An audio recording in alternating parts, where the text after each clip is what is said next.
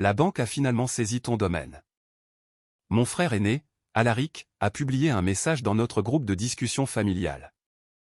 Je suis en train de l'acheter aux enchères pour 800 000 $. Papa lui a viré la moitié de la somme presque instantanément. Puis, ma ligne privée et cryptée a sonné. C'était le vice-président de ma banque.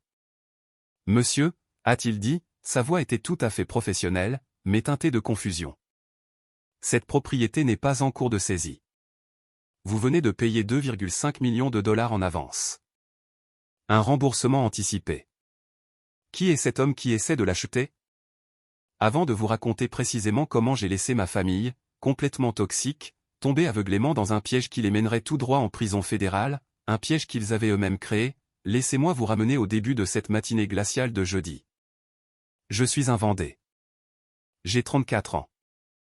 La matinée où tout a commencé était calme. J'étais assis à mon bureau, dans mon bureau à domicile, situé dans mon domaine privé, un complexe intelligent et hautement sécurisé, niché à flanc de montagne juste à l'extérieur de Boulder, au Colorado. Je n'étais pas un informaticien en difficulté, ce que mes parents et mon frère croyaient pourtant fermement. J'étais le fondateur et le président-directeur général d'Egiscore. Mon entreprise fournit une infrastructure de cybersécurité d'élite pour de grands réseaux hospitaliers à travers les États-Unis. Je portais un simple t-shirt gris et un pantalon de jogging confortable, tout en sirotant une tasse fumante de café corsé. Mes écrans incurvés scintillaient de lignes de code cryptées, affichant en temps réel l'état des serveurs de 3 immenses établissements médicaux. Je regardais simplement par les baies vitrées, admirant les sommets enneigés des montagnes rocheuses, et je ressentais un profond sentiment de paix. Cette paix a été violemment brisée par le ping strident et agaçant de mon téléphone portable personnel. D'habitude, j'ignorais le groupe de discussion familiale.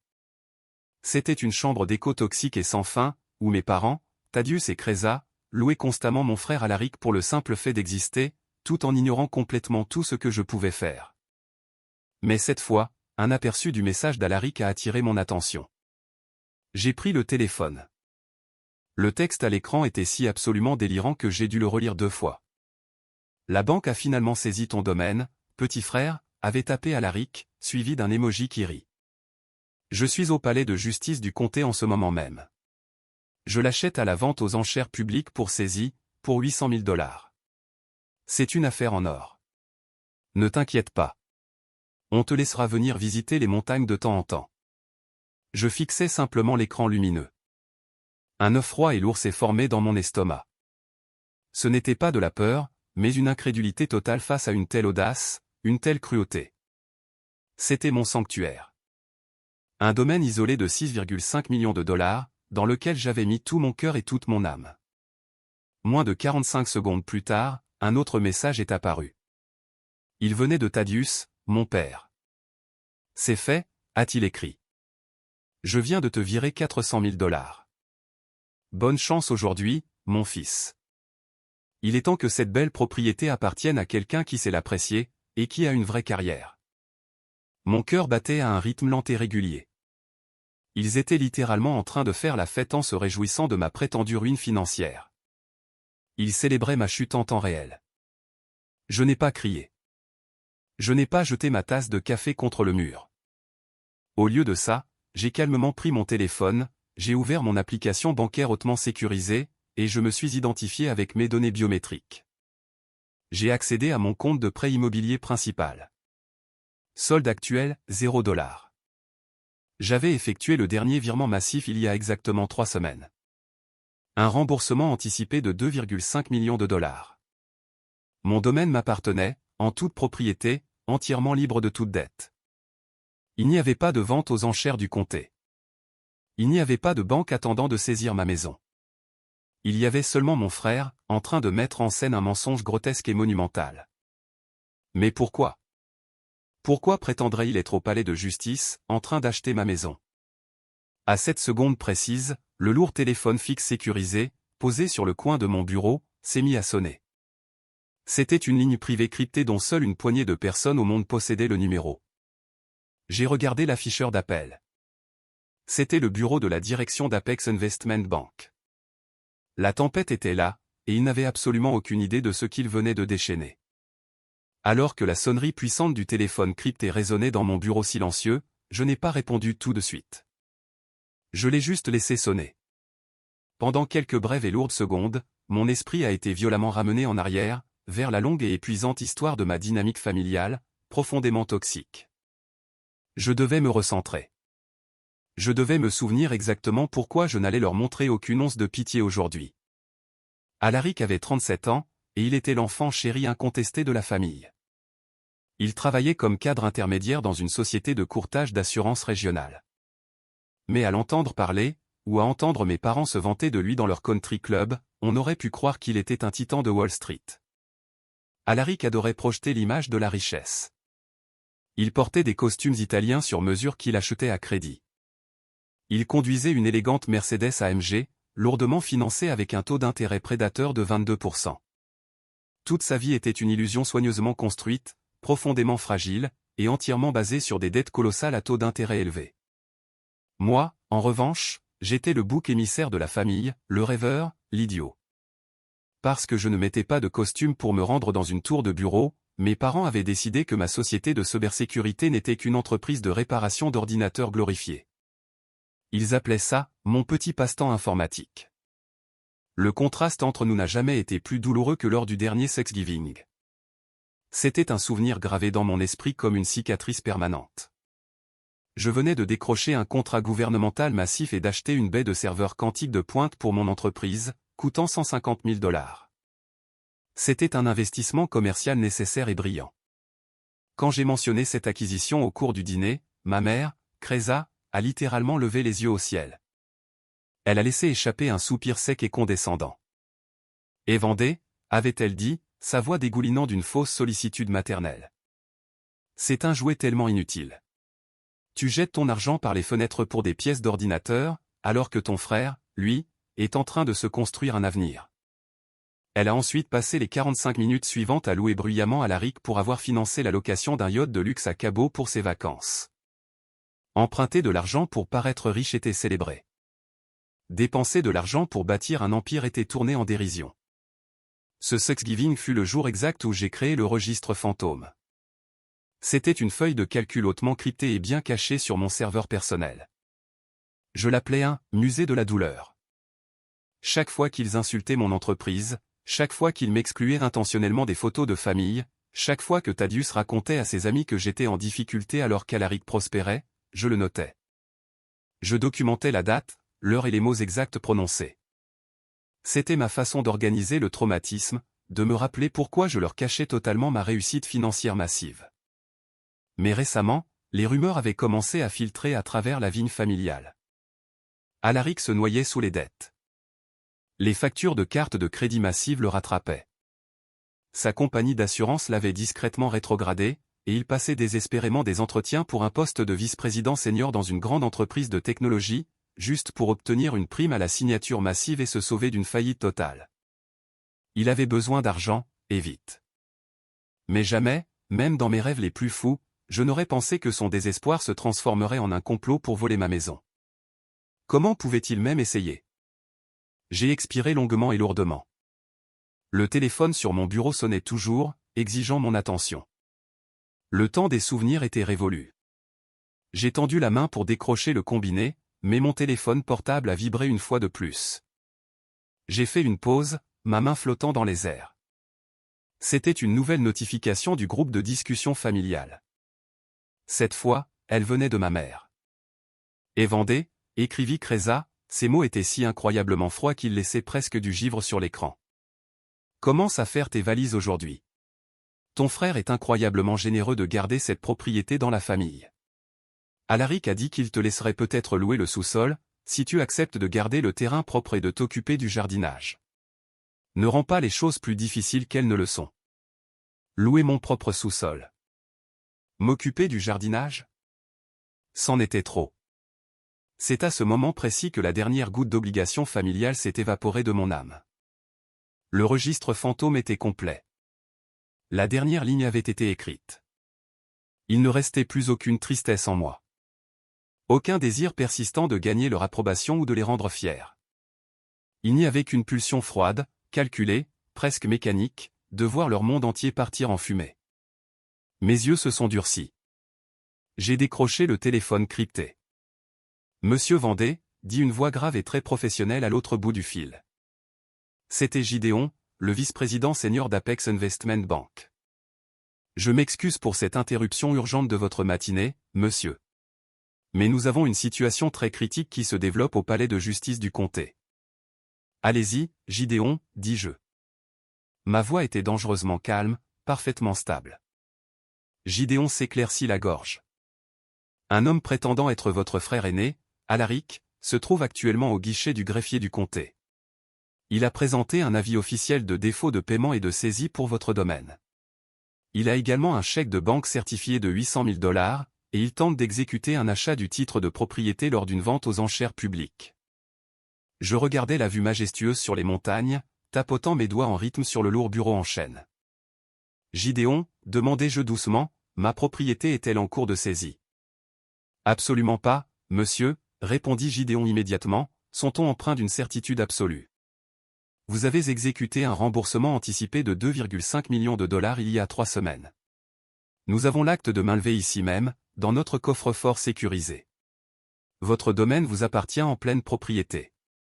Mais monsieur, les documents que cet homme détient. Ce sont des contrefaçons incroyablement sophistiquées. À quel point sophistiqués, demandai-je. Les numéros de lot, vos numéros de compte hypothécaire originaux, la date exacte de l'établissement de votre prêt initial. Gideon les énuméra rapidement. Ils sont 100% exacts. Quiconque a créé ce faux ordre de saisie avait un accès interne et intime à vos dossiers financiers personnels, qui sont hautement confidentiels.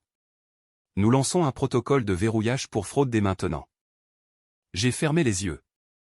Les pièces du puzzle s'emboîtaient dans mon esprit à une vitesse terrifiante. Si votre propre famille s'unissait pour vous jeter à la rue, se réjouissant de votre supposée ruine totale, est-ce que vous pleureriez et supplieriez leur pitié? Ou est-ce que vous rassembleriez silencieusement l'essence et leur tendriez l'allumette? Dites-le moi dans les commentaires, car ce qui s'est passé ensuite lors de cet appel téléphonique a changé la trajectoire de toutes nos vies pour toujours. J'ai gardé le téléphone fermement collé à mon oreille.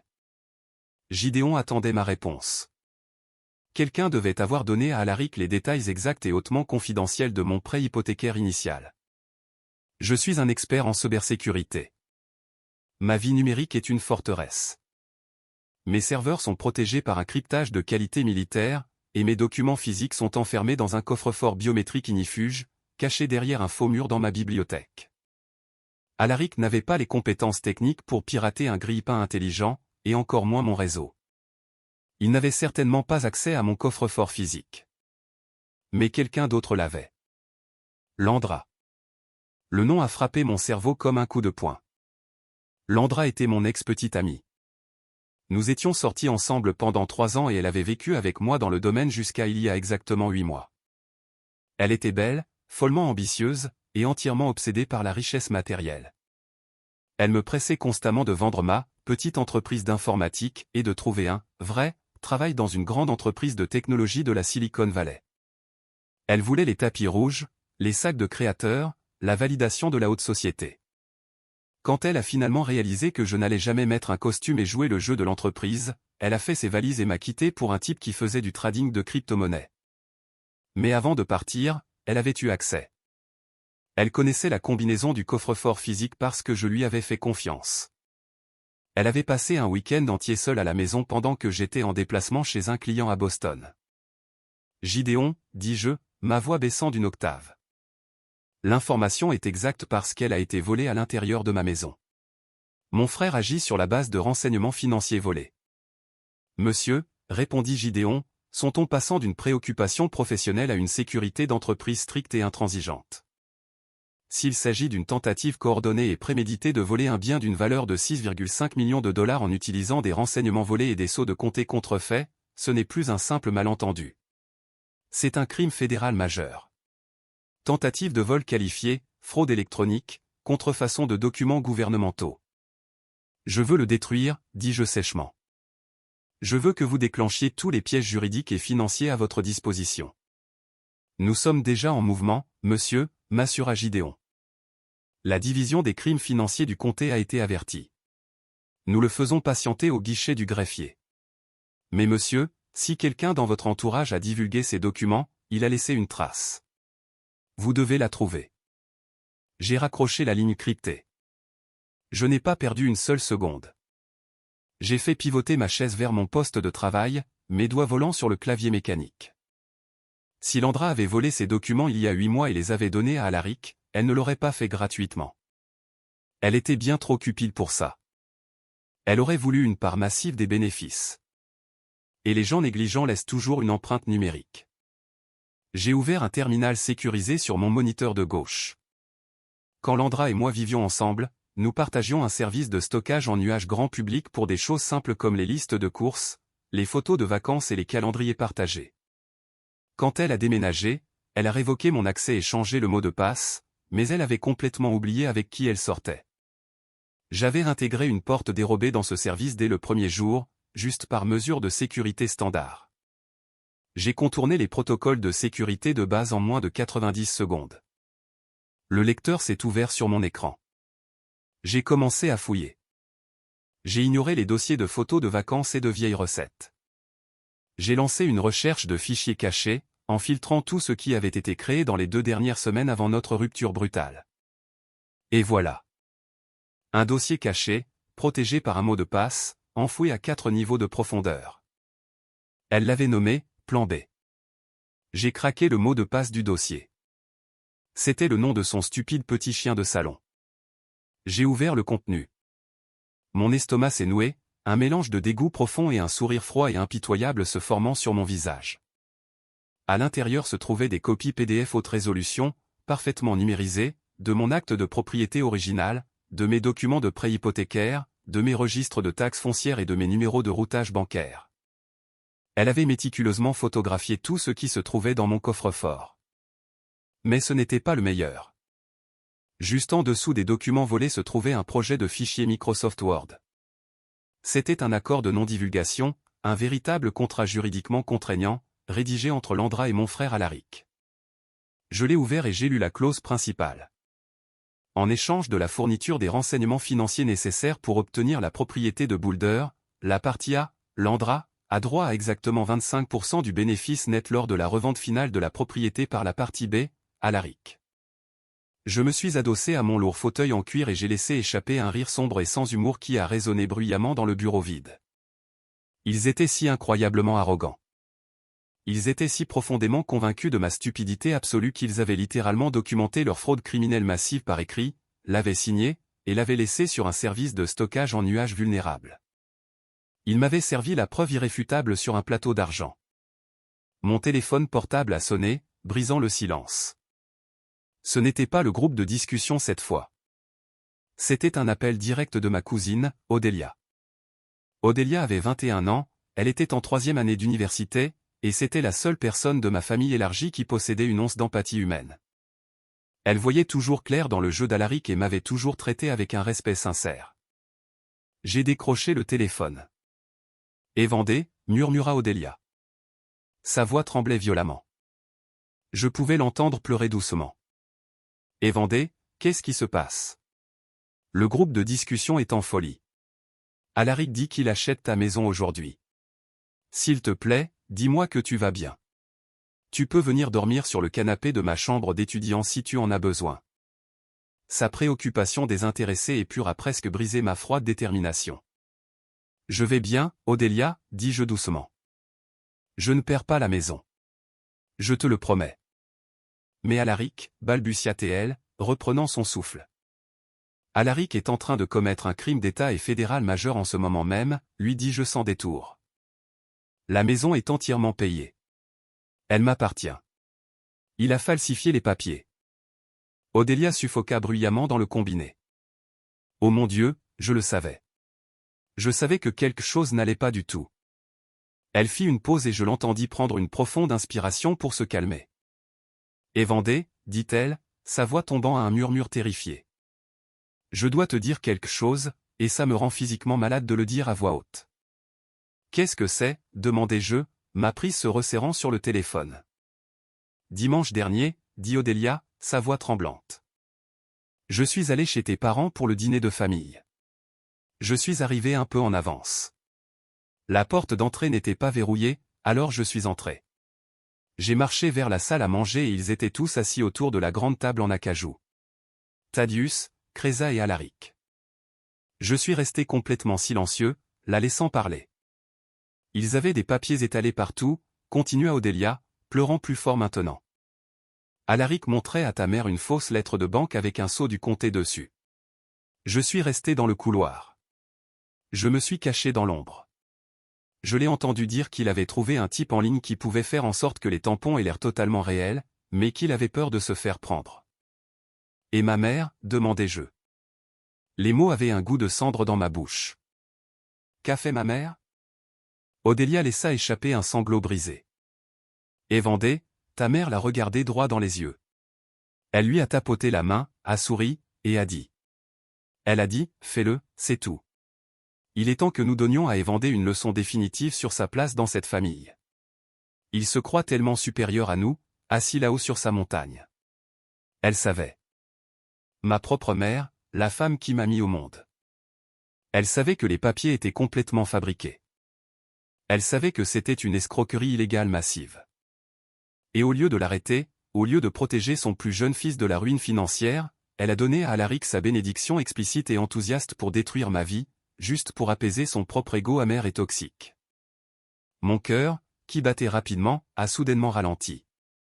La dernière parcelle de mon âme qui se souciait encore de ces gens s'est instantanément transformée en pierre, solide et impénétrable. Merci, Odélia, dis-je. Ma voix était entièrement dépourvue de toute émotion humaine reconnaissable. Elle était froide, clinique. Écoute-moi très attentivement. Je veux que tu restes complètement à l'écart du groupe de discussion. Ne les préviens pas. Ne dis pas un seul mot. Contente-toi de t'asseoir, de rester en sécurité, et de regarder le feu d'artifice. Qu'est-ce que tu vas faire? Demanda-t-elle, terrifiée. Je vais les laisser se noyer, répondis-je. Et j'ai raccroché. J'ai immédiatement rappelé Gideon sur la ligne sécurisée. Gideon, dis-je dès qu'il a répondu, gelez le virement de 400 000 $ de mon père. Faites-le sous le soupçon de soutien matériel à une fraude criminelle. Ne laissez pas un seul centime quitter cette banque. C'est comme si c'était fait, monsieur, répondit Gideon. Le piège est tendu. Si vous appréciez cette destruction absolue d'une famille toxique jusqu'à présent, veuillez prendre une petite seconde pour cliquer sur le bouton j'aime et vous abonner à la chaîne. Et faites-moi une immense faveur. Laissez un commentaire ci-dessous avec le nom de la ville depuis laquelle vous regardez. Chaque commentaire aide à diffuser cette vidéo à plus de personnes qui ont besoin de l'entendre. Merci beaucoup pour votre soutien. Maintenant, passons à la meilleure partie. La ligne fixe cryptée dans mon bureau fonctionnait maintenant comme une conférence téléphonique sécurisée. Gideon, le vice-président senior d'Apex Investment Bank, venait de joindre une autre personne très importante. La ligne a cliqué et une voix de femme, vive et autoritaire, a percé le léger grésillement. Monsieur Évandé, dit-elle, son ton complètement dépourvu de chaleur, mais rayonnant d'une compétence absolue. Je suis l'inspectrice Sarafina, de l'unité des crimes financiers du comté. Je me trouve actuellement dans la salle de surveillance de sécurité du palais de justice principal. Nous avons une surveillance visuelle et audio complète des guichets principaux du greffe. C'est un plaisir de vous rencontrer, inspectrice, répondis-je, regardant le paysage de montagne serein depuis la fenêtre de mon bureau, ressentant le contraste absolu entre mon environnement paisible et la destruction totale sur le point de se produire en ville. Quel est le statut actuel de mon frère? Il est très agité, rapporta Sarafina, sa voix stable alors qu'elle narrait le flux en direct. Il se tient au guichet numéro 4. Il porte un costume bleu sur mesure, tapant ses chaussures de créateur contre le sol en marbre. Il a physiquement frappé sa main sur le comptoir 2 fois au cours des 4 dernières minutes, exigeant agressivement que le greffier traite son chèque de banque immédiatement. Je baissai les yeux sur mon téléphone portable posé sur le bureau. Juste à ce moment-là, l'écran s'est allumé avec une autre notification du groupe de discussion familiale. C'était Alaric. Cette greffière du comté est une parfaite, texta Alaric, ajoutant un émoji rouge de colère. Elle n'arrête pas de dire qu'il y a un blocage système sur le transfert de titres. L'incompétence typique du gouvernement. Je jure que dès que ce sera traité, je déposerai une plainte formelle contre elle. Tenez bon, maman et papa. Nous avons presque franchi la ligne d'arrivée. J'ai lu le texto et j'ai souri. Un sourire complètement froid et creux. Il se tenait directement dans les mâchoires d'un piège fédéral et il trouvait encore le moyen d'agir comme l'homme le plus important de la pièce. Inspectrice Sarafina, dis-je, me penchant plus près du haut-parleur. Il envoie des textos à mes parents en ce moment même. Il est complètement inconscient. Avez-vous des agents en position? J'ai 2 agents en civil actuellement assis sur les bancs en bois juste derrière lui, confirma Sarafina. Ils ressemblent à des citoyens ordinaires attendant de payer des amendes de stationnement. Ils attendent simplement mon signal direct pour intervenir. Cependant, nous devons établir une intention indéniable. Il a présenté les documents falsifiés et le chèque de banque, mais je veux qu'il confirme verbalement ses actions frauduleuses sur une ligne enregistrée avant que nous ne lui passions les menottes. Je comprends, dis-je. Je me suis tourné vers le dirigeant de la banque.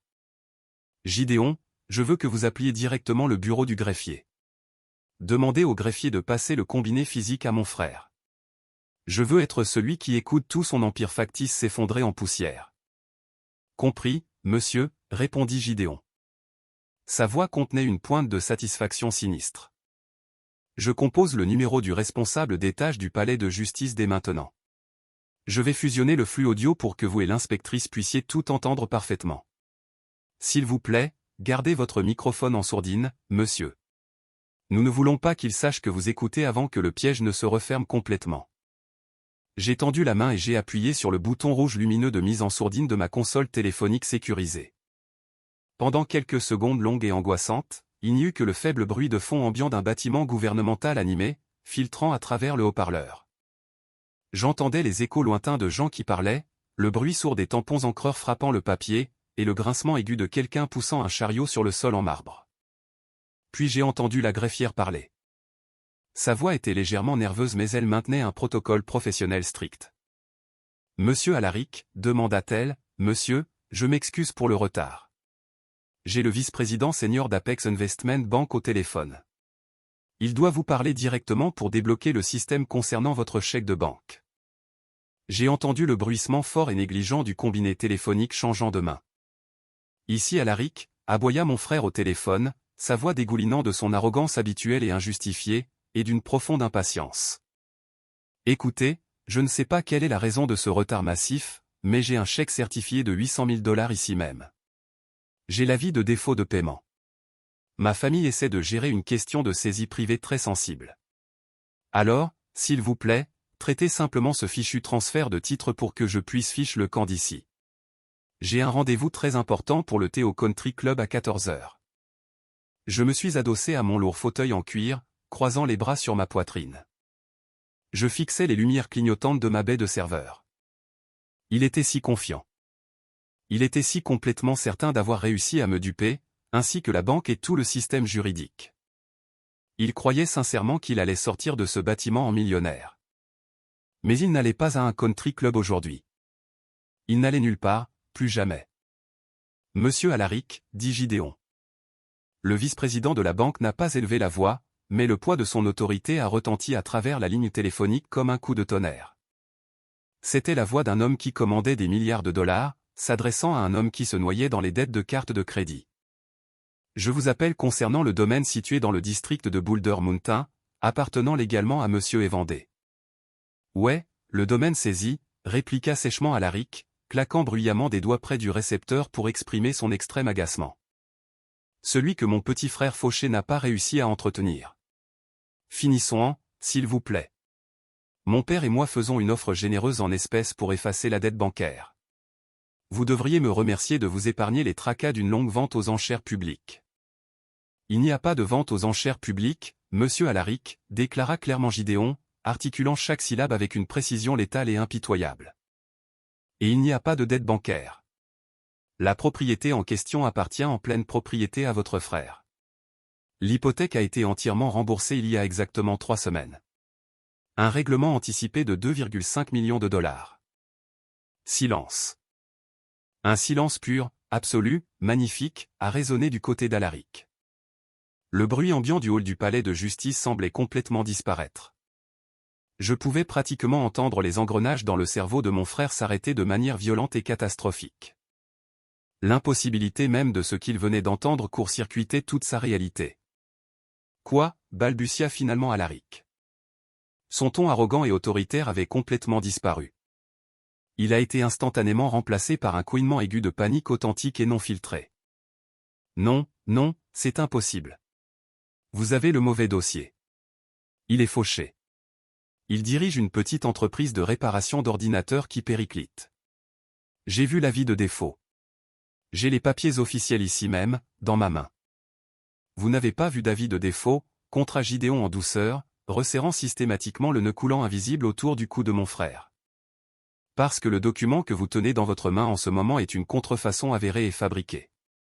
Votre tentative explicite d'acheter ce domaine de plusieurs millions de dollars en utilisant des documents de comté falsifiés constitue une tentative de fraude immobilière, un faux et usage de faux aggravés, et un vol qualifié. Écoutez-moi bien, espèce de bureaucrate gratte-papier, commença à crier Alaric. Sa pure panique se transformait rapidement en une colère défensive et sauvage.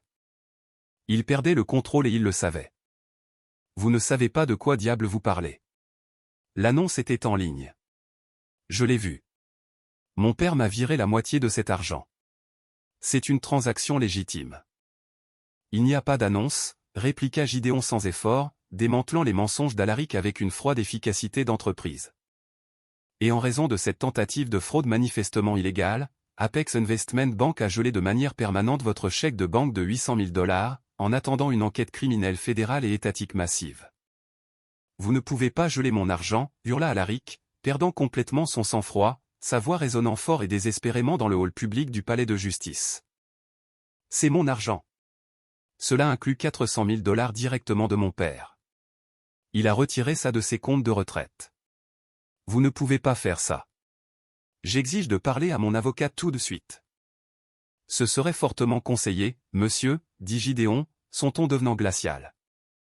Parce que si vous vous retournez maintenant, vous verrez l'inspectrice Sarafina de l'unité des crimes financiers du comté, debout juste derrière vous.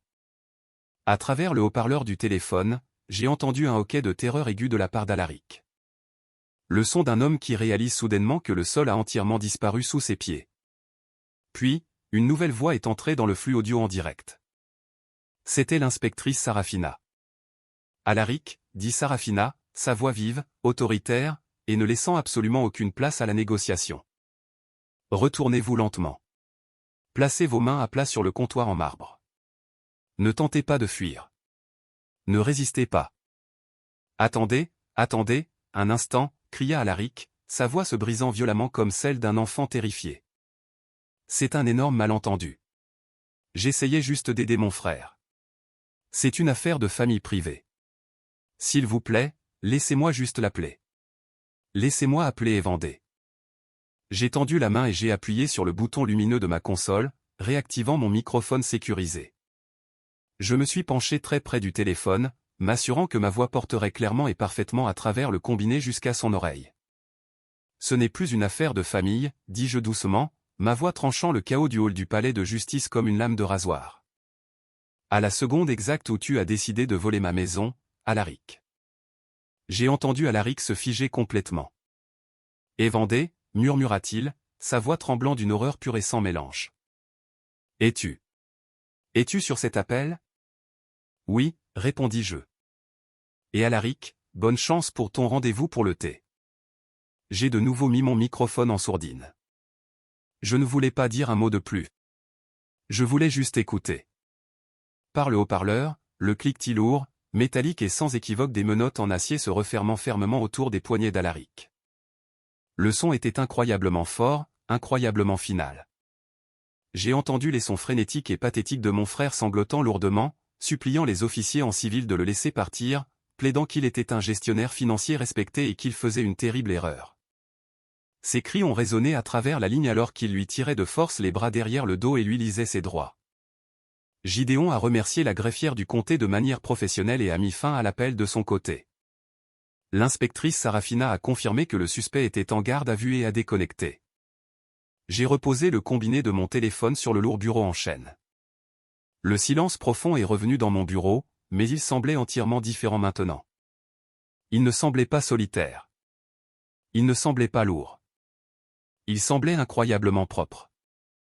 L'infection toxique absolue qui avait tourmenté toute ma vie était enfin en train d'être retirée chirurgicalement. Mais l'explosion ne faisait que commencer. L'affaire du palais de justice était réglée, mais la vraie guerre était sur le point d'exploser directement dans le groupe de discussion familiale. Ils étaient sur le point de réaliser que le fils qu'ils avaient traité comme une ordure absolue pendant 34 ans venait de déclencher l'effondrement total de tout leur monde privilégié et factice. J'ai pris mon téléphone portable et j'ai regardé l'écran. Il a fallu exactement 2 minutes pour que l'implosion nucléaire absolue commence. Le ton du groupe de discussion familiale a soudainement changé si violemment que c'en était presque comique. Cela a commencé par un texto frénétique et plein de fautes d'orthographe d'Alaric, clairement tapé dans une panique folle avant que la police ne confisque complètement son appareil. « Papa, qu'est-ce qui se passe putain ?» a tapé Alaric.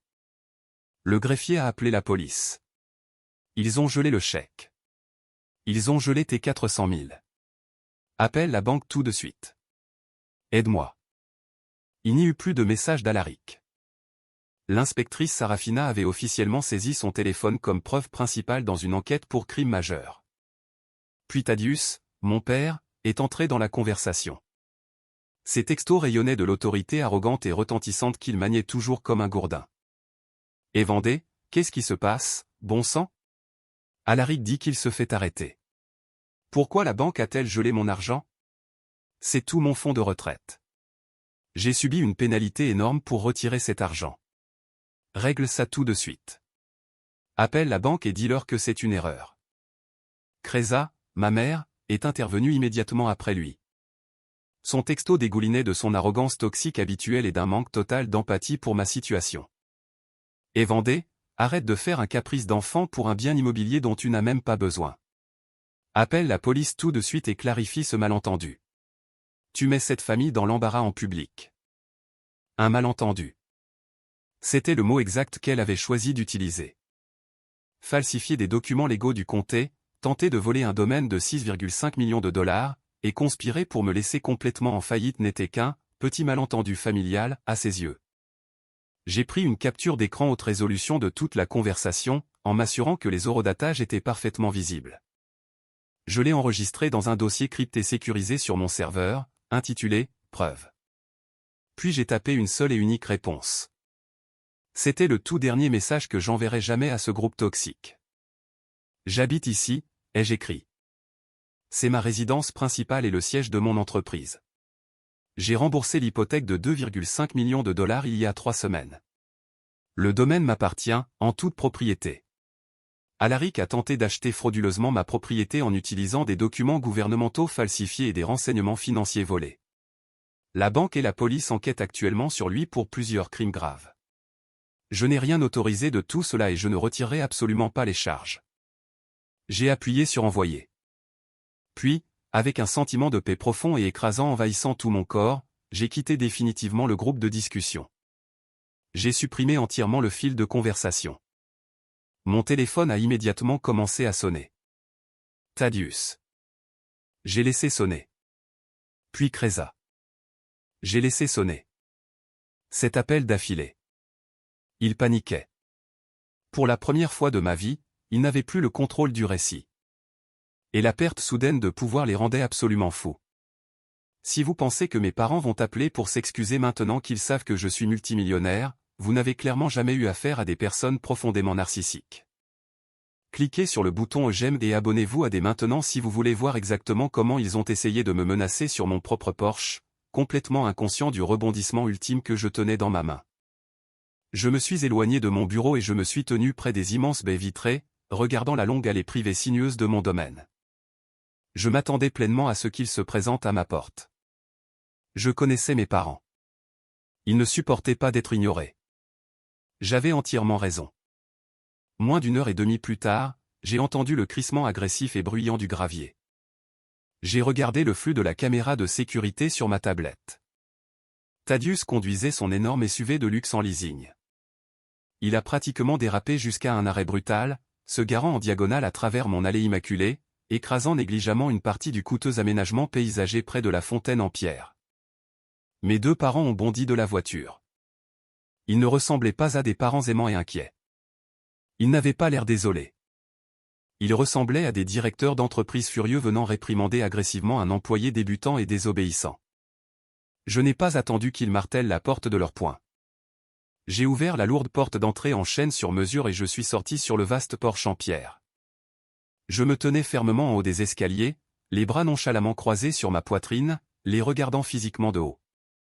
Évandé, hurla Cresa, son visage rouge de colère, ses sacs à main de créateur coûteux se balançant sauvagement à son côté. Qu'est-ce qui ne va pas chez toi? Alaric est assis au commissariat du centre-ville. Son avocat vient de nous appeler. Il le traite comme un vulgaire criminel de rue. Ils l'ont mis dans une cellule de garde à vue. C'est un criminel, mère, dis-je doucement. Je n'ai pas élevé la voix d'une fraction de pouce. Mon calme semblait les exaspérer encore plus. Il a commis un vol qualifié, une fraude électronique et un faux et usage de faux. Thaddeus s'est frayé un chemin jusqu'à l'avant des escaliers du porche, son visage un masque de fureur absolue et inflexible. Il a pointé un doigt épais et tremblant directement sur ma poitrine. Écoute-moi bien maintenant, mon garçon. Je me fiche de la petite querelle que tu as avec ton frère aîné. Tu vas prendre ton téléphone, appeler ce vice-président de banque, et lui dire que c'était un énorme malentendu familial. Tu vas dire à la police qu'Alaric avait ta permission explicite de gérer tes affaires immobilières. J'ai ri. Honnêtement, je n'ai pas pu m'en empêcher. L'illusion pure et sans phare qui se tenait sur mon porche était à couper le souffle. Vous voulez que je mente à un enquêteur bancaire fédéral et à un inspecteur des crimes financiers du comté, demandai-je, inclinant légèrement la tête. Vous voulez que je commette un parjure pour sauver le fils prodige qui vient d'essayer de me laisser complètement sans abri. Tu n'es pas sans abri, cria Cresa, levant les mains en l'air avec une pure exaspération. Tu aurais pu simplement retourner dans ta petite chambre chez nous. Alaric a besoin de cette victoire, Évandé.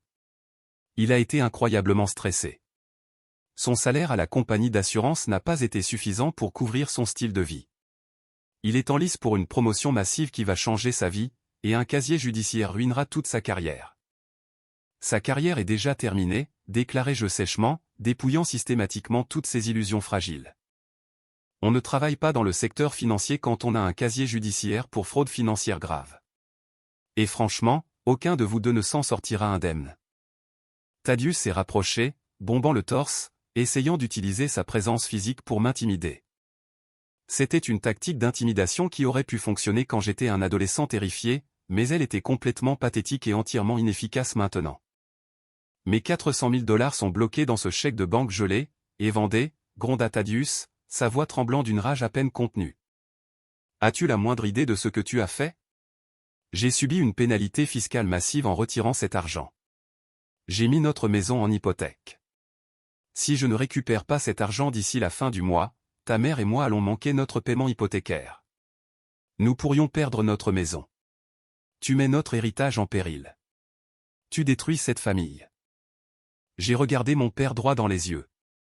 J'ai cherché en moi une once de sympathie. Une seule goutte d'obligation familiale. Je n'ai absolument rien ressenti. Tu lui as viré cet argent en exactement 45 secondes, dis-je, ma voix tombant à un registre dangereux et bas qui l'a finalement fait s'arrêter net. 45 secondes, Thaddeus. Tu ne m'as pas appelé. Tu n'as pas demandé si j'allais bien. Tu te fichais de savoir si je perdais tout ce pour quoi j'avais travaillé. Tu as vu une occasion en or de profiter de ma prétendue chute totale, et tu l'as saisie sans une seconde de réflexion. Alors, non, je ne passerai pas un coup de fil. Je vais m'asseoir et laisser la police tracer chaque dollar. Maintenant, si vous voulez bien m'excuser, continuai-je, leur tournant le dos. Je dois me rendre au commissariat pour donner ma déposition officielle sous serment à l'inspectrice Sarafina. Vous devriez probablement y aller aussi. Je suis sûr qu'Alaric aura besoin de quelqu'un pour payer sa caution, en supposant qu'il vous reste de l'argent. Je suis rentré et j'ai fermé la lourde porte en chêne directement sur leur visage. J'ai verrouillé le pêne dormant en acier. Je les ai écoutés se disputer bruyamment et méchamment sur mon porche pendant encore 5 minutes avant qu'ils ne remontent finalement dans leur SUV de luxe et ne s'en aillent à toute vitesse. Ils pensaient toujours que je faisais juste un caprice d'enfant. Ils marchaient droit dans le piège ultime qu'ils avaient eux-mêmes créé. Et le meilleur, le plus grand rebondissement de toute la décennie, n'était même pas encore arrivé. J'ai attrapé mes clés, je suis monté dans ma voiture, et j'ai descendu les routes sinueuses de montagne en direction du commissariat du centre-ville. Il était enfin temps de lever le lourd rideau sur la vie pathétique et difficile qu'ils pensaient que je menais, et de leur montrer la réalité absolue et sans phare de qui j'étais réellement. En entrant dans le commissariat du centre-ville, l'air semblait dense et lourd. J'ai été immédiatement reconnu à la réception, escorté par un officier en uniforme à travers le bureau animé, et conduit directement au bureau privé de l'inspectrice Sarafina. Elle m'attendait. Des dossiers épais étaient déjà méticuleusement étalés sur son bureau en métal. « Monsieur Evandé » dit Sarafina, se levant pour me serrer la main. Sa poignée était ferme, ses yeux vifs. « Merci d'être venu si rapidement. Votre frère est actuellement assis dans la salle d'interrogatoire juste à côté. Son avocat de la défense, un homme très agressif nommé Callahan, est arrivé il y a environ 20 minutes. Vos parents attendent également dans le couloir principal, exigeant bruyamment de parler au chef de la police. Laissez-les crier, dis-je, prenant place en face de son bureau. Où en sommes-nous exactement avec les preuves matérielles? C'est un dossier en béton, dit Sarafina, tapotant un dossier remarquablement épais. Nous avons exécuté un mandat de perquisition rapide sur le réseau du bureau de Landra.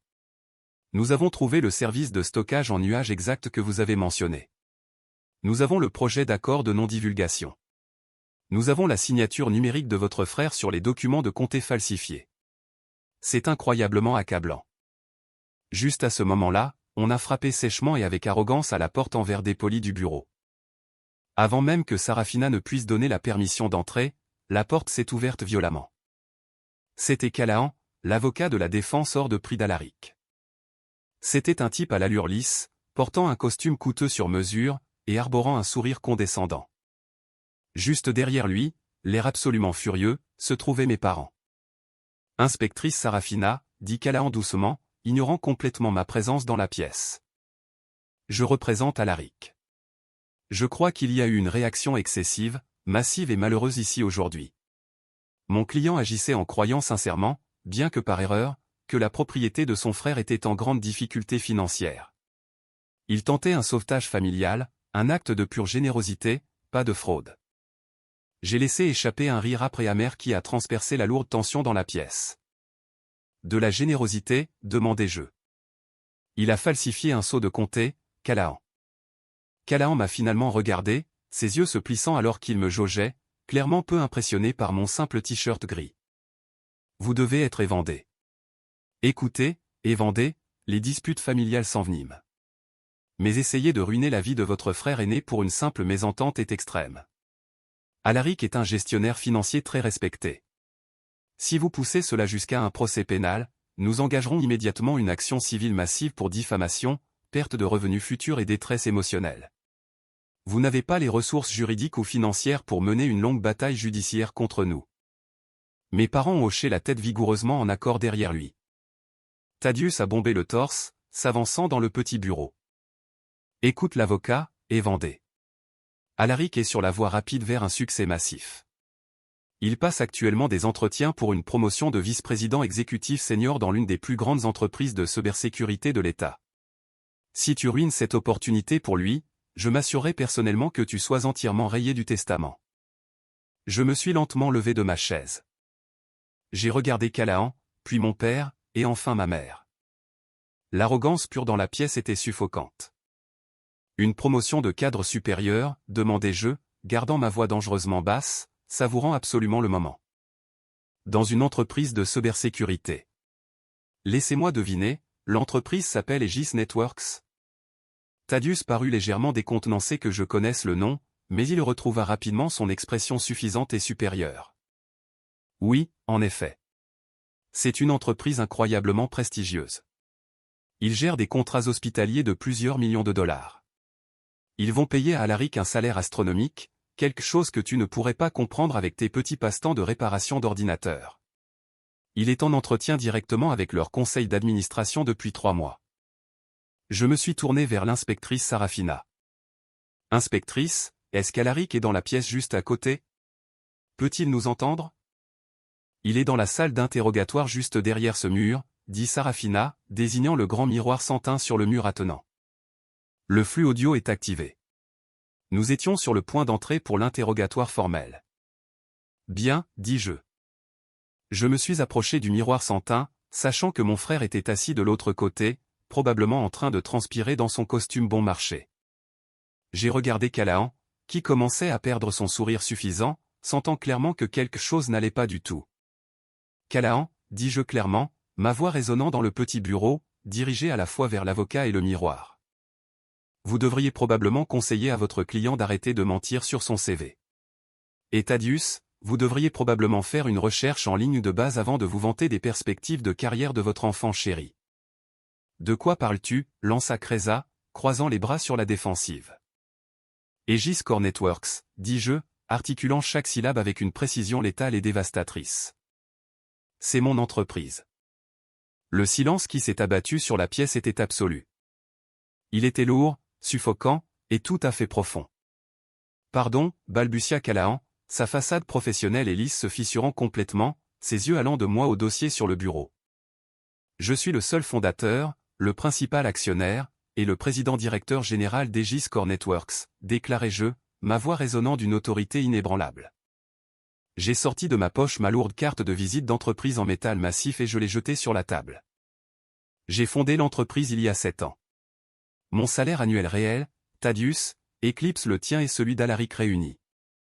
La raison exacte pour laquelle Alaric passe des entretiens depuis 3 mois et que mon département des ressources humaines a signalé sa candidature comme étant grossièrement sous-qualifiée dès le premier jour.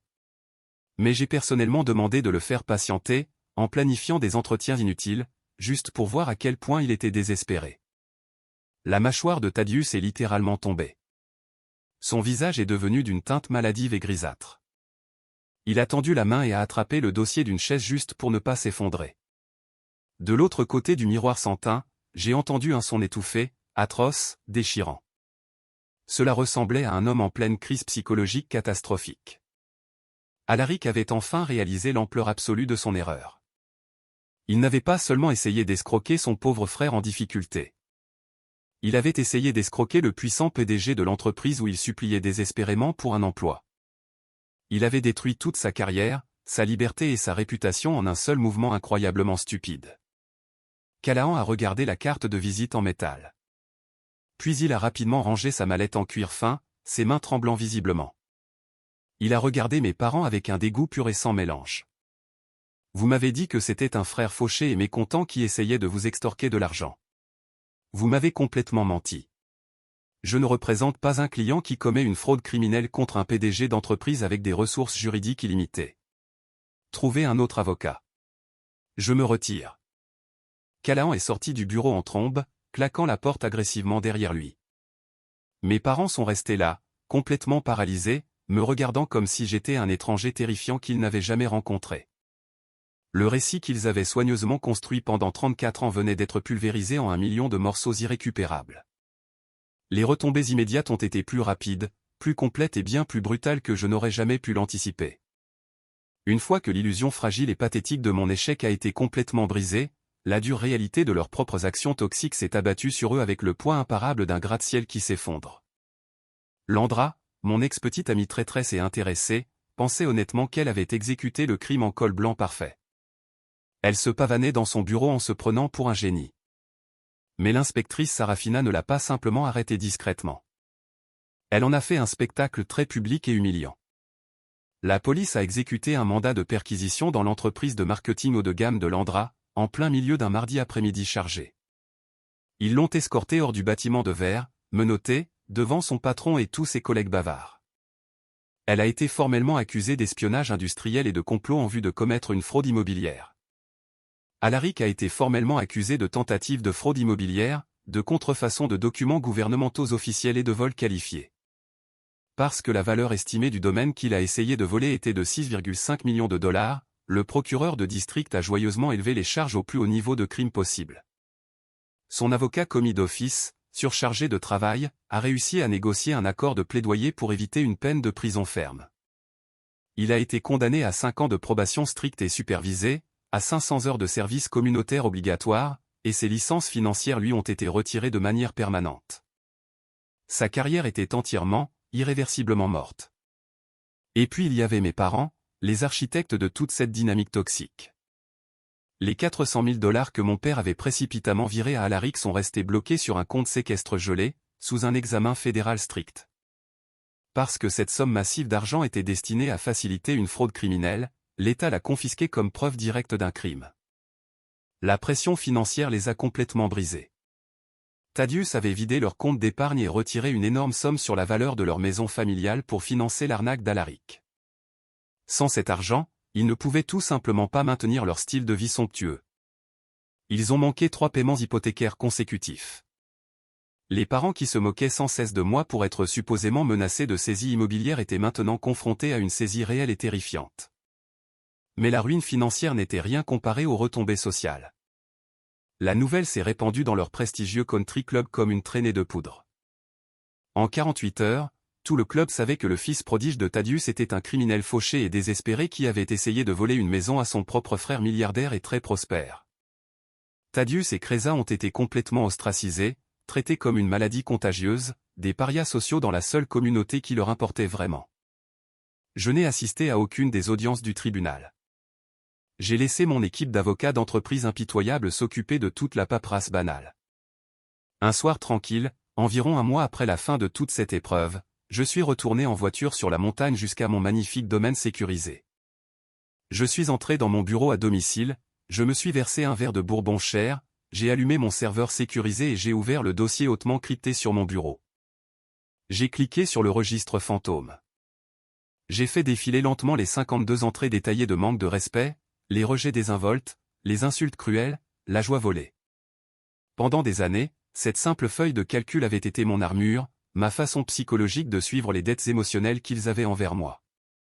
Mais en la regardant maintenant, assis dans la solitude calme et paisible de ma belle maison, sachant que mon entreprise était florissante, sachant que mon avenir était entièrement sécurisé, j'ai réalisé quelque chose d'incroyablement libérateur. Le compte émotionnel était enfin clos. Le solde était à 0. J'ai sélectionné les 52 lignes, j'ai appuyé sur la touche supprimer et j'ai vidé la corbeille numérique. Le registre fantôme avait disparu pour toujours. Il avait servi son but, et je n'avais plus besoin de porter ce lourd fardeau. Parfois, la vengeance la plus puissante est simplement de s'éloigner, de se construire une vie incroyable et impénétrable, et de laisser les gens qui vous ont radicalement sous-estimé regarder de l'extérieur pendant que vous vous envolez plus haut qu'ils ne pourraient jamais l'imaginer. Ma mère a laissé un message vocal en sanglotant la semaine dernière, me suppliant de l'aider financièrement pour que la banque ne saisisse pas leur maison, affirmant que « le sang reste le sang ». J'ai bloqué son numéro de manière permanente. Qu'en pensez-vous? Ai-je dépassé les bornes en laissant ma famille s'effondrer complètement à cause de sa propre cupidité toxique, ou ont-ils eu exactement ce qu'ils méritaient? Donnez-moi votre verdict dans les commentaires ci-dessous. Si vous avez apprécié cette histoire de karma absolu, veuillez cliquer sur le bouton j'aime, vous abonner à, et partager vos propres expériences avec des familles toxiques. Merci d'avoir regardé. Protégez votre paix, et je vous verrai dans la prochaine vidéo.